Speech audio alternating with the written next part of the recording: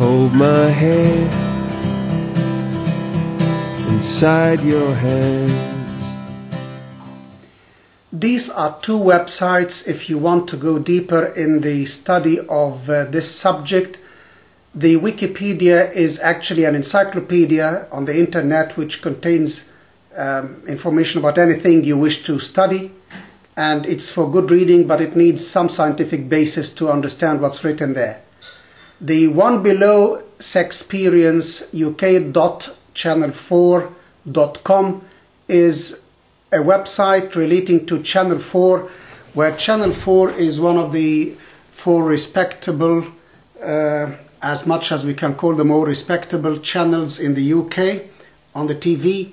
Channel 4 did a series of 10 programs trying to educate teenagers against pornography and trying to explain to them the anatomy, physiology, and diseases and pregnancy, everything that relates to the sexual relationship, because many of the teenagers here are sexually active. In fact, the majority of them from the age of 16 onwards. This doesn't fit with us, but the best part of that website is to see the anatomy of the male and the female sex organs, understand some of the functions and statistics that young people and married people would like to know, that we don't have in clear books unless you are a medical student or a doctor. So it is a presentation for the lay person.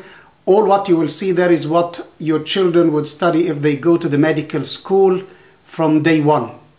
So the part that may make somebody unhappy is that you will see actual videoing of lots of gentlemen standing next to one another naked to see the genital organs, and pictures of genital organs and breasts of women to show you the varieties of shapes and sizes which people inquire about, and of course they wouldn't see that sort of variety unless you study it in books.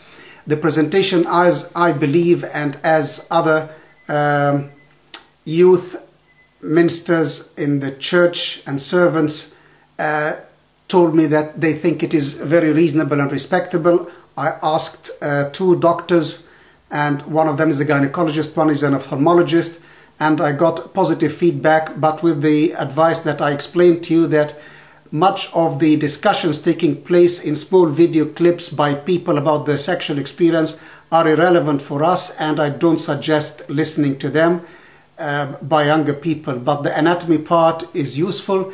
You will find a red strip of the 6 red strips on the home page on the right. I don't remember what's written in it, but it opens the 10 programs that they had on the Channel 4 discussing everything, and from which they took the video clips that you will find on the other red strips to make use of that website. Try to choose what is reasonable, forget about what's unreasonable, and if you are a younger age, I think it would be a very valuable thing that mother or father would view that website with you, because they can help you and give you better information as well. Of course, these websites and these studies in the UK here are only interested in the physiology and the sociology of sex. They are not interested in the theology of it, the biblical message, or the real morality of it, because they consider it as simple and easy experience as eating and drinking and having a picnic. But obviously this is not the way the Bible presents it to us. This is a very holy matter, as we've been discussing in all these video clips. But we can add all what we have already discussed to what we can see on these video clips, because I believe they are well studied and well presented as facts and taken as scientific facts. I believe they are useful for young people, for those who are about to get married and those who are already married, if they have such questions. That's what I can say about the sexperienceuk.channel4.com. I believe it is a website worth watching. Now I will read to you some parts from the articles that I read on the Wikipedia in relation to sex, to give you some understanding of what sort of statistics and results of studies have been taking place in the past years.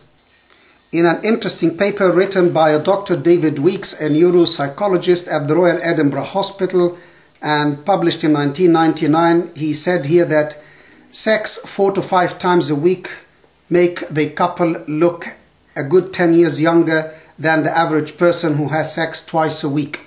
This is a study by a respectable doctor. Dr. Weeks believes that the pleasure derived from sex was a crucial factor in preserving youth. This is not just fun, this is a study. Indulging, however, in promiscuous sex before marriage and with lots of partners, did not have the same effect on the longevity or the good health and the younger age. The same benefits of enjoying loving sex in a long-term relationship, which for us means marriage or cohabitation as it is in the West, but it doesn't fit with us.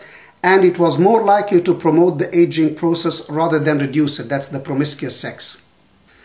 Other benefits of the sexual relationship is boosting the immune system, keeping cancer away and reduce the cancer of the prostate, and by the immune system working better, all cancers would have a slightly less chance. Reduce stress, lowering anxiety, helps relaxation and fights depression. There is an interesting substance secreted by the brain called the endorphin, and that accompanies lots of our activities that give pleasure, especially sensual pleasure, such as eating food, and they found specifically chocolate and chili powder are very strong stimuli to produce these endorphins, which accompany the sensation of pleasure. And I want you to understand that this is how God made it.